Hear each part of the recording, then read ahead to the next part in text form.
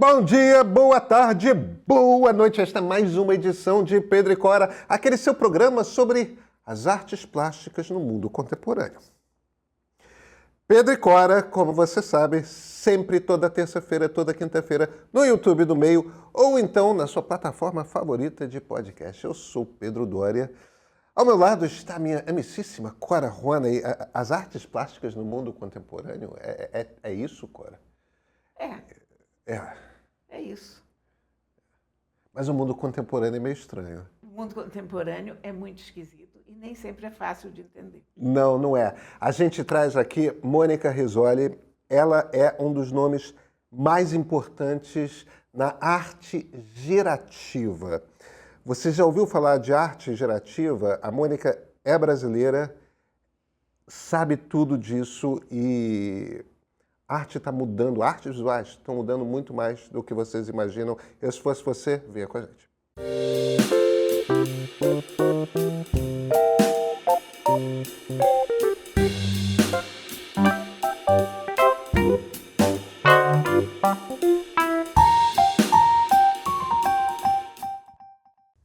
Mônica, muito obrigado por estar aqui com a gente.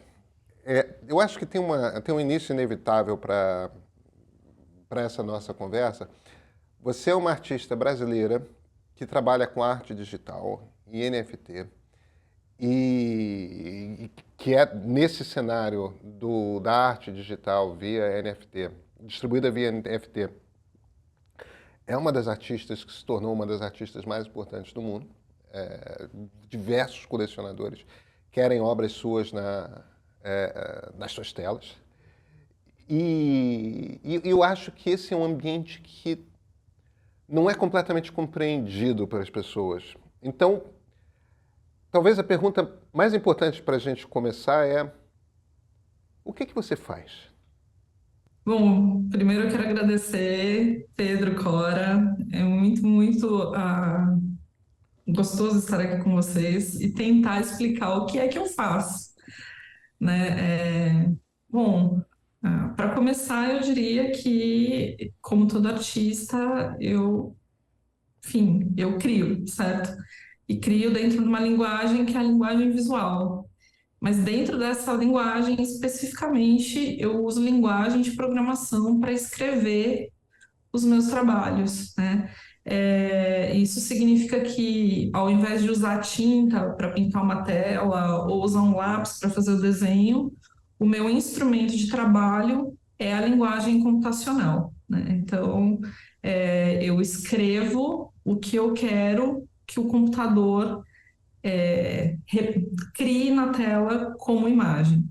E isso tem uma série de peculiaridades que fazem com que esse processo criativo seja bastante diferente da pintura, mas no core, né, no cotidiano do trabalho artístico, ainda é bastante similar em termos de construção de narrativa, né, enfim, de uma exploração simbólica das formas. Então, eu diria que eu sou uma artista que desenha com código. Olha aqui, isso é um nó na cabeça de qualquer pessoa.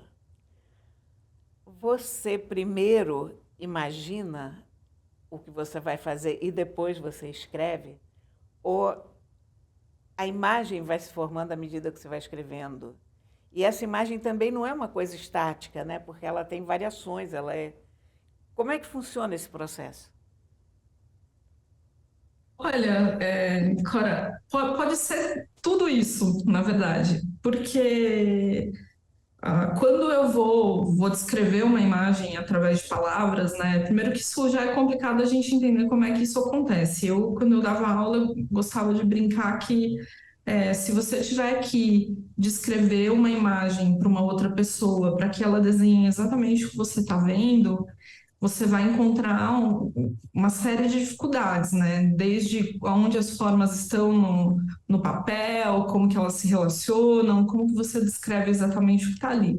E, no fundo, é isso que eu tenho que fazer. Só que, ao mesmo tempo, tem coisas dentro do código que a gente chama que são aleatórias ou randômicas, que são coisas que a gente não precisa determinar e que a gente pode fazer com que o computador tome algumas decisões pela gente, né? Que a gente dá autonomia para o computador tomar algumas decisões. E isso torna um processo bastante interessante.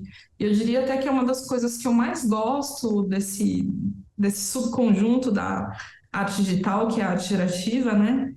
Que é você definir imagens que não necessariamente você sabe qual vai ser o resultado. Você tem uma ideia, né? Mas ela pode variar dentro de alguns parâmetros que a gente define. Então, de uma maneira simples, é como se eu tivesse uma folha de sulfite e a decisão de que cor eu vou pintar essa folha, eu posso jogar um dado e definir que cada resultado desse dado vai gerar uma cor específica. Então, trabalhando dessa maneira, a gente tem como prever algumas coisas e outras não, o que torna um processo bastante curioso de criação. Mônica, aí a gente tem a questão do NFT. Quando a gente pensa em artes plásticas, me vem dois subconjuntos, né? Tem aquela peça única, né? Sei lá, um óleo, um desenho, uma escultura feita pela mão do artista, ou então tem aquilo que a gente chama das séries, né? Gravuras, mesmo esculturas que são feitas com formas, tal, mas aí tem um número limitado, fiz tantas cópias, uma de 100, e as 100 estão assinadas, tal. Quer dizer, em geral, a gente se acostumou com esses dois modelos de venda. E claro, depois você pode ir lá na loja do museu e comprar o pôster. Mas convencionamos que existe o original e tem a cópia, e por melhor que seja a qualidade do pôster, tem o original e tem a cópia. No digital, não tem rigorosamente nenhuma distinção entre o original e a cópia. Eu posso ter no meu computador uma obra de arte sua, mesmo que não seja aquela que carrega o NFT. E o que eu vou ter no meu computador é rigorosamente igual do que a pessoa que pagou dinheiro por aquela versão que tem junto um NFT. Por que um colecionador faz isso? Qual o papel do NFT nesse jogo? Bom, primeiro, o NFT, ele é um instrumento de venda, de compra e venda ou de registro de uma série de coisas. A gente pode usar o NFT para registrar qualquer coisa e para fazer uma série de transações comerciais.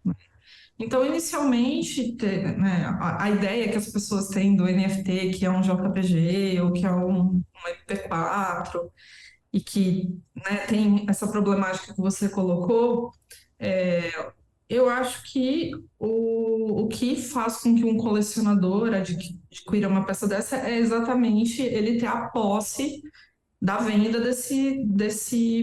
enfim, dessa imagem, né? Porque eu posso ter no meu computador, mas eu não posso comercializar isso se eu não tenho registro desse trabalho. Então tem uma questão aí que é bastante comercial, né? Bastante econômica. Mas tem uma coisa que eu acho curiosa nesse processo também, que se, no meu caso, eu também coleciono, né? Eu também compro, e não só NFT, mas, enfim, trabalho de vários outros, de vários meios. Mas, para mim, por exemplo, quanto mais um trabalho que eu tenho, ele é distribuído, quanto mais gente tem esse trabalho nos seus computadores, maior é a chance de que essa imagem sobreviva ao longo do tempo, né? Então, isso faz com que a imagem que eu tenho valorize, que é um pensamento um pouco contrário desse original da pintura que a gente tem, mas ao mesmo tempo não é contraditório, né? Porque se a Mona Lisa não fosse tão reproduzida, será que ela teria tanto valor? Né? Então, eu acho que dá para a gente aplicar uma lógica parecida também. E é um pouco, deixa eu, a impressão, tem uma coisa, Mônica, que é importantíssima a gente trazer aqui, até porque, para as pessoas entenderem exatamente quais são os vieses aqui. Você é mulher do Tony.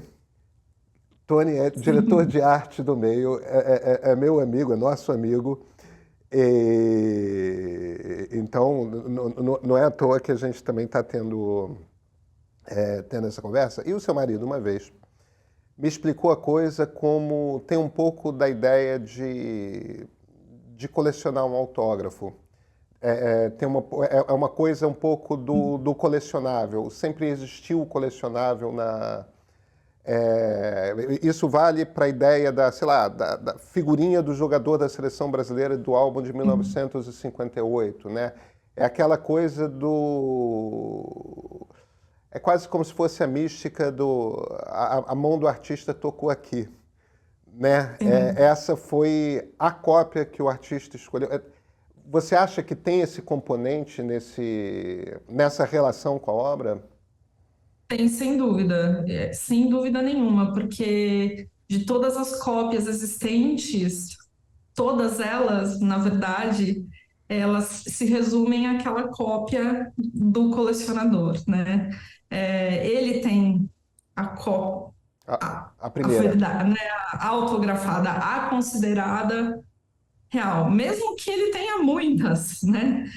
E o que é curioso. Mas tem uma coisa curiosa também, e aí, gente, se eu não estiver sendo muito clara, vocês me avisem, porque eu tenho o hábito de falar algumas palavras e tal, e que são do meu universo, mas nem sempre são muito, muito claras, né?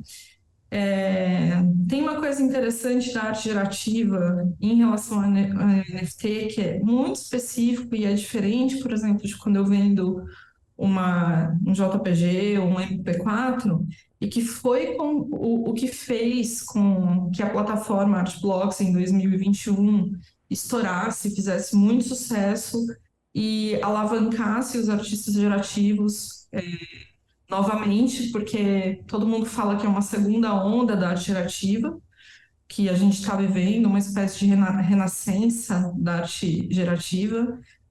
Eu quero você concorde ou não com esse termo, né? Porque é o seguinte, a arte de código, a arte gerativa que vai dentro do NFT, ela só existe quando o contrato é efetuado, porque o NFT, ele é um contrato.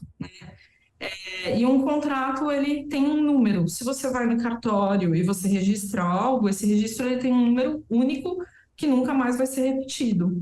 E isso é exatamente igual no NFT.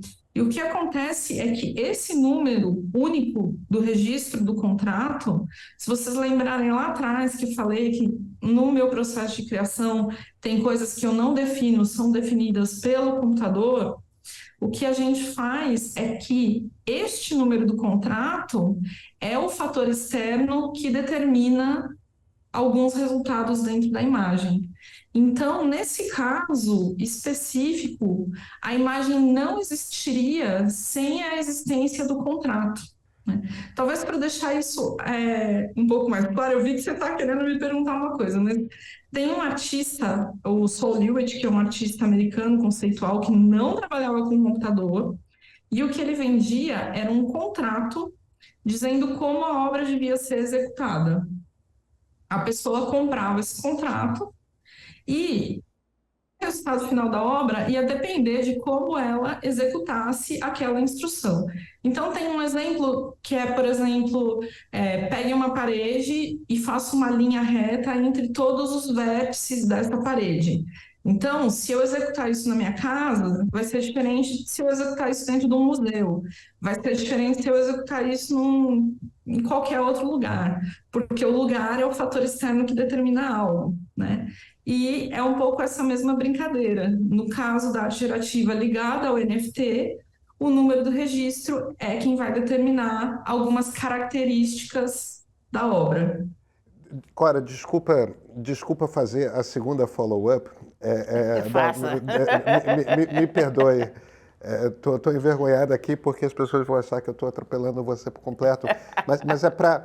É que talvez as pessoas não estejam entendendo que, que as suas obras são animadas, no sentido de que as cores vão mudando, a imagem vai se transformando de acordo com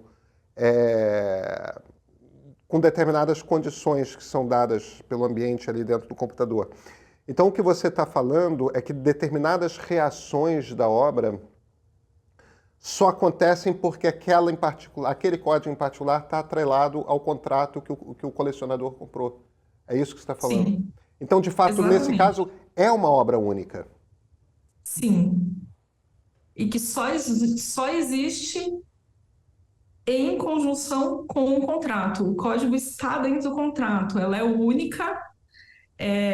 Obviamente, se você é um programador, você vai lá, pega o contrato, porque o contrato é público, né? Que é uma característica de qualquer blockchain. Então, você pode acessar esse contrato. Se você tiver conhecimento para isso, você pode rodar o código no seu computador e você pode, inclusive, ter resultados que ainda não foram vistos, obras inéditas, ou reproduzir obras que já existem em função dos contratos que já foram mintados, cunhados, né? Que a gente fala que é quando a compra é feita. Mas, obviamente, que isso não te dá de novo a posse daquela imagem, né? Então, é confuso. Não, eu tô incrivelmente entendendo tudo. Eu vou voltar para a arte gerativa, é assim que se diz? Bom, há controvérsias, mas Quais são as outras opções? Seria generativa, talvez, né? Até. sim, Porque eu acho que, olha, isso é um conceito que se a gente explicasse para as pessoas em novembro do ano passado, as pessoas teriam a maior dificuldade em entender. Aliás, nós mesmos teríamos a maior dificuldade em entender. Mas desde que começou essa explosão da inteligência artificial, todo mundo se familiarizou muito com o conceito de descrever alguma coisa para conseguir outra. Quer dizer, você vai usar o Midjourney, você vai usar o DALL-E ou qualquer um desses, você vai descrever o que você quer. Você quer um gato numa espaçonave analisando as perspectivas da colheita de batata em Marte, por exemplo. E todo mundo já sabe também que quanto mais dados você der ali, melhor vai sair. O que você faz é um pouco parecido com isso, mas não é isso, né? É uma diferença entre você escrever um prompt e sim, escrever o próprio código, você né? escrever o Porque, na código. Porque, na verdade, quando a gente está dando um prompt, tem um código lá que quem está escrevendo não sabe o código que está por trás e não está necessariamente manipulando esse código, né? Então, no meu caso, é um pouco diferente porque eu escrevo o software, eu escrevo o programa, um programa que gera tipos específicos de imagem, né? Mas, obviamente, que o que está por trás desses programas de inteligência artificial também é um software, né? Com a diferença que não foi o usuário necessariamente que escreveu, é uma interface que facilita um pouco esse processo, digamos assim, né? Mas tem uma coisa curiosa que você falou, Cora, que é um termo que o ano passado talvez as pessoas tivessem dificuldade de compreender, né? Mas, curiosamente, é um termo da década de 60 e que no Brasil, se eu não estou errada, foi no início da década de 70, o Haroldo de Campos organizou uma tradução de alguns textos do Max Benz, que é enfim, um cientista francês, e ele organizou essa tradução e um dos textos era a estética gerativa, que é um texto seminal sobre esse tipo de produção artística. Então, os concretos no Brasil, muitos já lidavam com isso. O Valdemar Cordeiro, né, acho que em 69, ele junto com o Moscati na USP, faz o primeiro programa computacional, né, feito por um artista no Brasil, dentro de uma instituição, já trabalhando com esses conceitos. Então, tudo isso não é recente, né? Obviamente que esse boom do NFT, o NFT, ele permitiu que a gente comercializasse a arte digital, mas eu diria que tem um outro dado interessante também aí que faz com que a gente esteja mais aberto a compreender esses conceitos, é que hoje é muito mais fácil ter um computador, né? Todo mundo tem acesso a um celular, a um laptop, a um desktop, sendo que, enfim, na década de 60, 70, 80, né, quem tinha acesso a esses equipamentos? Quase ninguém. Então, eu acho que tudo isso culmina nessa facilidade que a gente está tendo hoje de compreender certos conceitos que, apesar de antigos, não eram muito palatáveis, né? Mônica, como é que você foi parar como uma artista digital, como alguém nesse universo da arte gerativa? Você veio pelo mundo da computação ou você veio pelo mundo das artes plásticas? Ou ambos, talvez? Pô, eu ainda pinto e ainda desenho, né? Eu comecei pintando. Minha formação é em artes plásticas. Eu estudei na Unesp, em São Paulo. Depois de trabalhar em muitos espaços culturais, exposições, eu resolvi que eu tinha que sair do Brasil e estudar um pouco mais. Então, eu fui para a Alemanha estudar na Universidade de Kassel.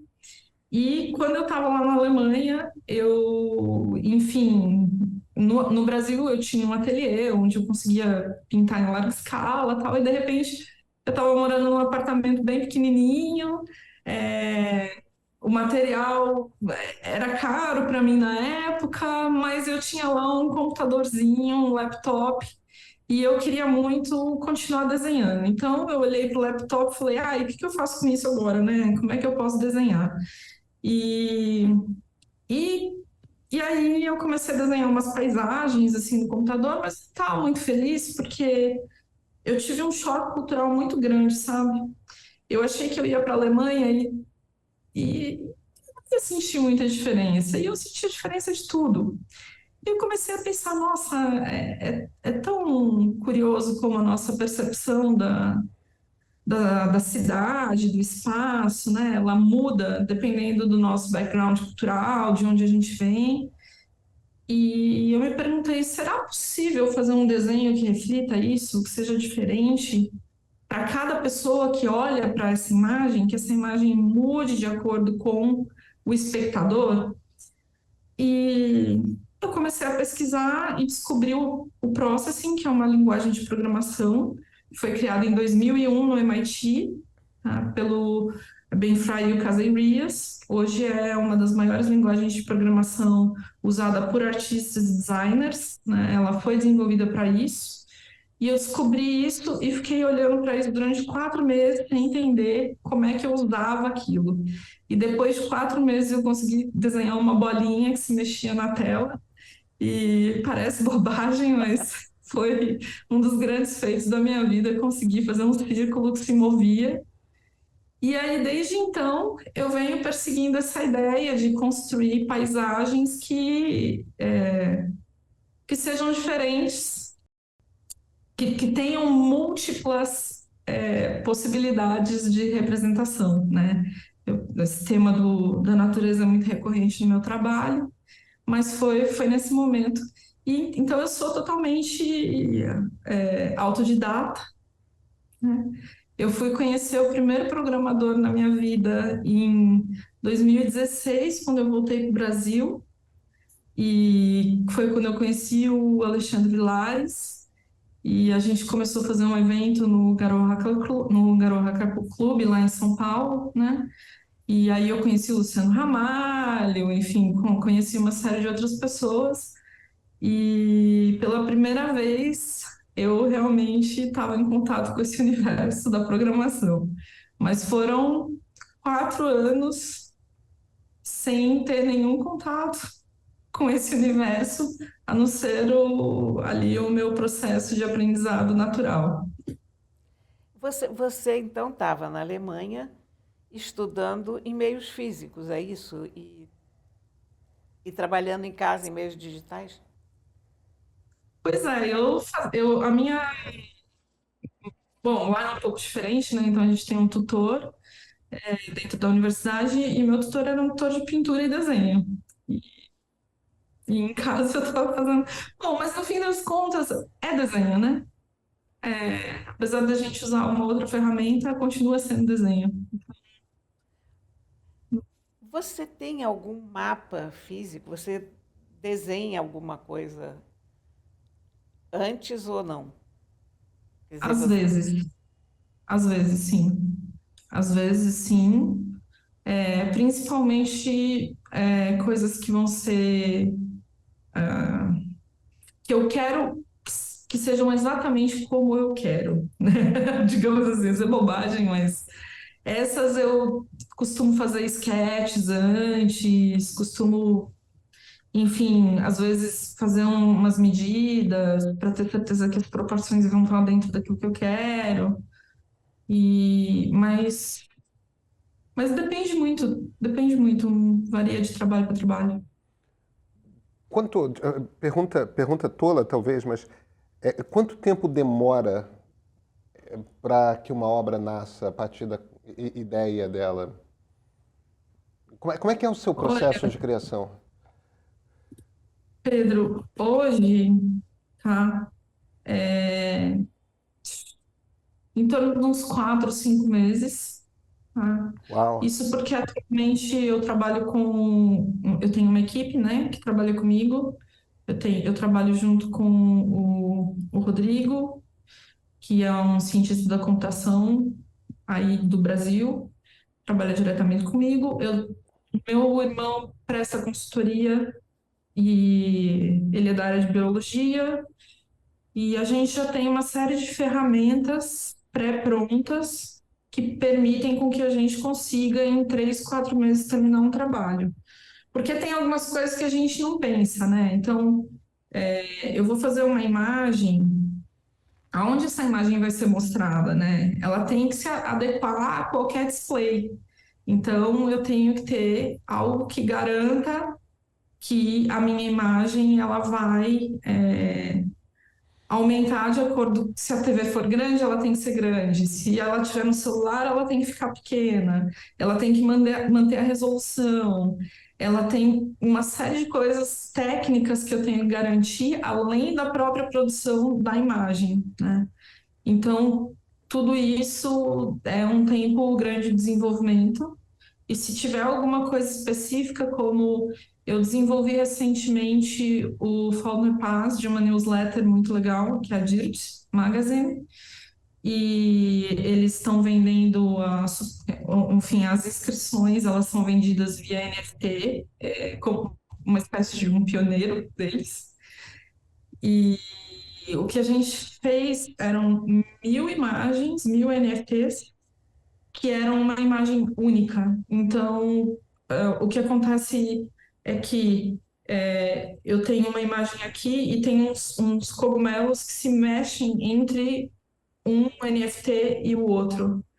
Então, eu tinha que garantir que 1.000 imagens fossem sincronizadas e elas também têm uma mudança de cor do céu, né? Uma coisa assim. Então, nesses casos aí leva bem mais tempo, porque tem uma questão de desenvolver mesmo a tecnologia para garantir que isso aconteça. Você tem algum tipo de controle sobre a mídia em que aquilo, ou a mídia não, sobre o display em que a arte vai ser exibida, ou a partir do momento que você fez aquele NFT, seja o que Deus quiser? Não dá para ter controle nenhum. Tem alguns artistas que até tentam via contrato, né? Então vende com instruções enfim, de como exibir, mas a gente não tem muito controle. Eu fiquei chocada um dia que eu entrei no Twitter e tinha lá uma foto de um trabalho meu sendo exibido no prédio da Nasdaq em Nova York, né? Pegando o prédio inteiro, e eu nem sabia que que aquilo estava acontecendo, assim. Então foi um choque de repente o display ser um prédio inteiro, né? E isso também é muito legal da imagem digital, não uma imagem como um JPG, porque a gente sabe que o JPG ele perde resolução, né, depois de um tempo de ampliação, mas quando a gente está falando de arte gerativa, enfim, que tem eu não vou falar, enfim, eu vou começar a falar um monte de palavra técnica que não importa, mas o fato é que ela é escalável, então você pode ter isso, né? Ter esses tipos de exibição que são totalmente. Bom, e alguns dias depois disso, um colecionador me mandou uma foto que ele tinha mandado imprimir um tecido com trabalho e fez uma camisa. Então, então digamos que.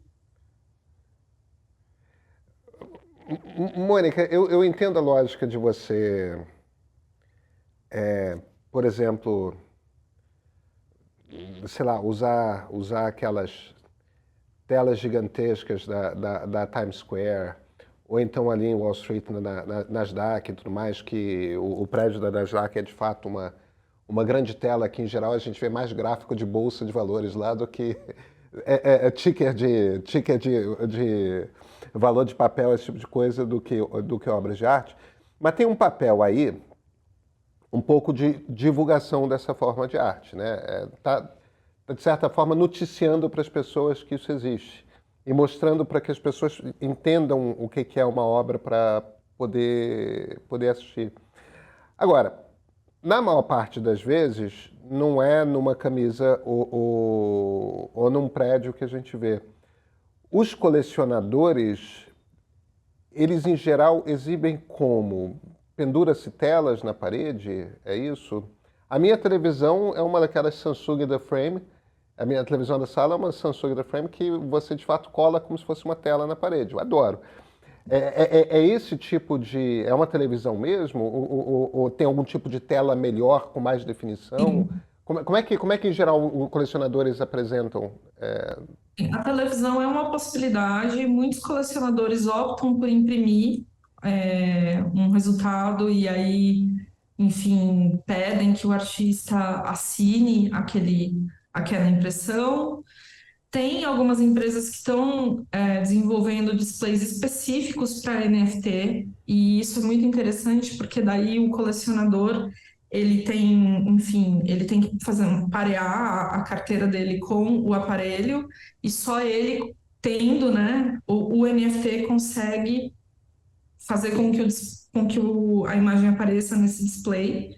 E são displays incríveis, com uma alta resolução, coisas inacreditáveis. Então, varia muito de colecionador para colecionador. Alguns gostam mesmo só de ter ali na wallet e poder ver no celular, que nem coleção de figurinha. Mas a verdade é que como isso vai ser mostrado o céu é o limite. O céu é o limite. Mas imprimir não tem tanta graça, né? Ainda mais uma coisa que vai mudando com o tempo, que as cores vão mudando, que as posições vão mudando. Não tem tanta graça, né? Ou tem? Sim, não tem. Tem quando a imagem é estática, até faz mais sentido.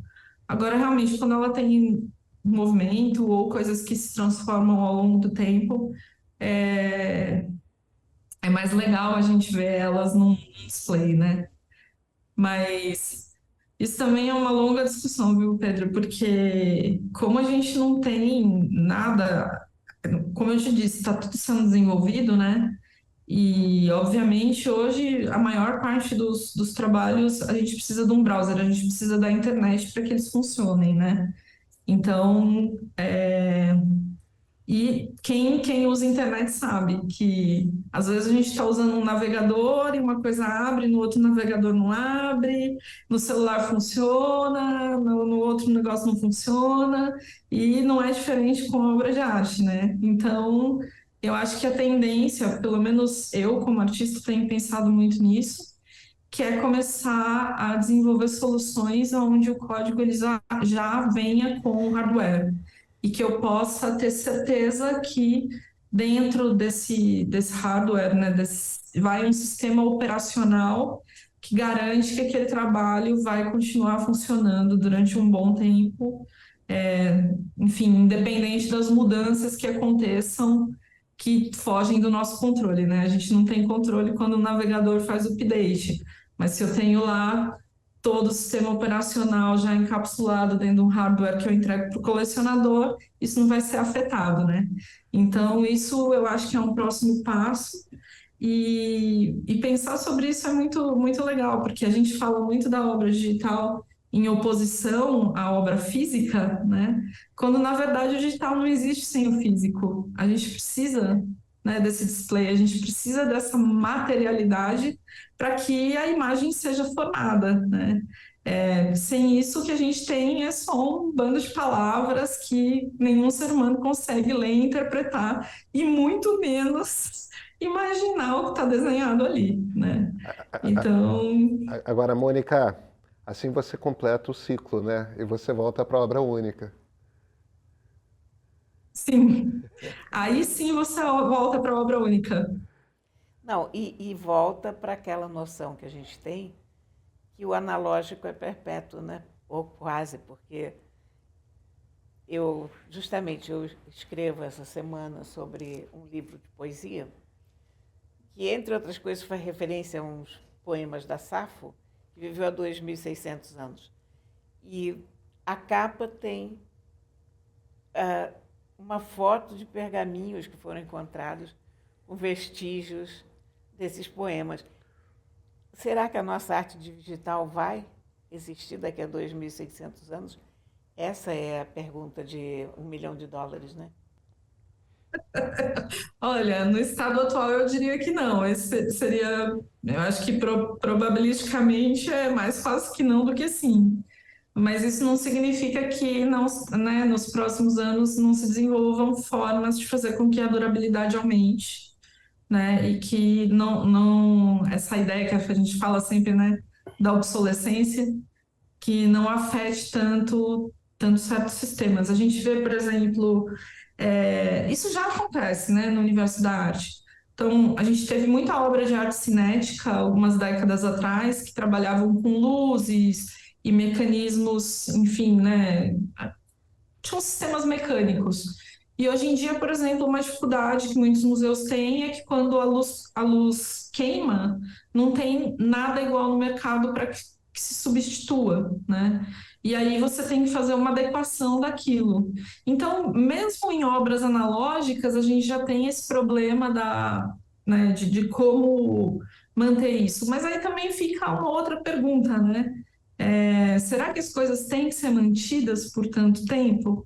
E também tem uma outra coisa que, no caso do código, né, talvez o display ou os sistemas de navegação, tudo isso suma, mas se eu deixar isso escrito, por escrito, né, qualquer pessoa que consiga reproduzir aquelas instruções seria teoricamente capaz de reproduzir o trabalho, né? Então também tem esse lado interessante do digital que no fim das contas ele é a linguagem e a gente pode deixar isso por escrito, né? Como é que como é que está esse ambiente? Eu ia usar a palavra mercado, mas eu acho que a gente tem o hábito demais de usar a palavra mercado e talvez o termo mais correto seja essa comunidade que se forma entre artistas e aqueles que, não necessariamente colecionadores, mas aqueles que admiram essa arte, que buscam essa arte. Você sente que essa é uma comunidade crescente? É um tipo de arte, um conceito de arte que está se popularizando? Ou o espaço ainda é raro, tem que ser batalhado? Como é que tem sido a transformação nos últimos tempos? Não, cresceu, está crescendo. Recentemente eu vi uma reportagem num grande meio de comunicação que dizia arte de nicho vira mainstream, né? Então já tem um pouco essa ideia. E na minha própria vida, né? Há alguns anos alguns anos atrás, e mesmo a arte digital, como eu já disse, não sendo uma coisa nova, mas eu escutei de professores que o que eu fazia não era arte, era pseudociência. Escutei de galeristas de que esse tipo de coisa nunca ia vender, porque ela não tinha como ser mostrada, ela não tinha como ser vendida, ela não era palpável. E hoje em dia ninguém mais tem coragem de falar esse tipo de coisa, pelo menos não em público, né? Bom. Mas, E mas você sabe que na história da arte você não está sozinho em ouvir esse tipo de coisa, né? não, com certeza não. Mas que virou mainstream, virou, e enfim, as pessoas estão tendo que lidar com isso. O mercado tradicional, né, que a gente chama de arte, está tendo que, enfim, incorporar esse tipo de produção artística. E há uns anos isso não vai ser nem mais discussão, assim. As pessoas vão estar tão habituadas que vai ser só mais uma coisa, e meio que a gente está passando por um momento como foi o início da fotografia, né? Fotografia é arte, então, coisas que são reproduzíveis são arte, toda uma discussão hoje que daqui a alguns anos não vai fazer nenhum sentido mais. A fotografia é a analogia perfeita, porque A obra de arte na era da sua reprodutibilidade técnica, né? exatamente. Pois é. Walter Benjamin volta às paradas. Volta às paradas. Duchamp volta às paradas, né? Quer dizer, é, é, dos modernistas para cá, ou talvez antes, né, dos impressionistas para cá, esse debate é um debate recorrente. Você entende de arte muito mais do que eu, Mônica, mas a impressão que eu tenho é que isso, né, de algum momento do século XIX para cá, depois que a gente dominou por completo a capacidade de reproduzir a forma, né? Chegamos ao ultra-realismo, depois daquilo a arte começou esse... É por aí eu estou falando bobagem? Começou esse debate de para como que a gente vai além, o que é arte, o que não é arte, o que pode emanar, o que não pode. É assim? Como é que funciona? Eu acho que, pensando bem, Pedro, hoje vale tudo, sabe? Você vai encontrar desde artistas que são hiperrealistas, né? Desde aqueles artistas que estão pensando a forma pura e que acham que, enfim, é isso mesmo, a gente deve continuar sendo construtivo no sentido de usar esses blocos da linguagem visual, né, que são as formas geométricas.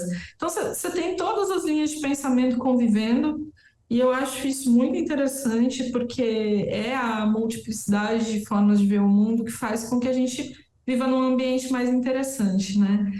Não tem por que uma anular a outra, mas sim, realmente eu acho que essa existência das diferenças, ela faz com que a gente viva num mundo mais interessante. Então,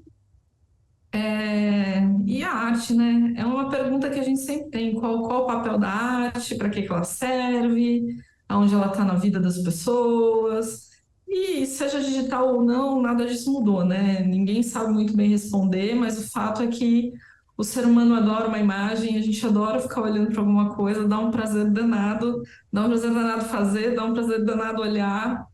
E enfim, tá aí fazendo parte da nossa vida, independente da mídia que a gente escolha, né? Resposta bonita.